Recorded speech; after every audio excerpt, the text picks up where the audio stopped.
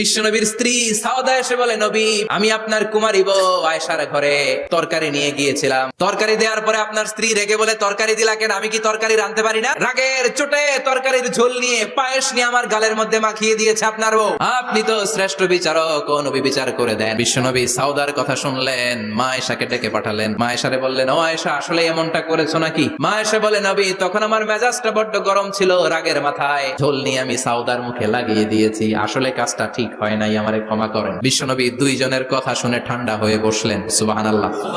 দুইজনের কথা শুনে বিশ্বনবী বললেন, আমার আদালতের রায় হচ্ছে কিসাস। সাউদাকে যেমনি তুমি পায়েস মাখিয়ে দিয়েছো, সাউদাও পায়েসের বাটি থেকে কিছু পায়েস নিয়ে আয়েশার গালে মাখো। সুবহানাল্লাহ পড়েন।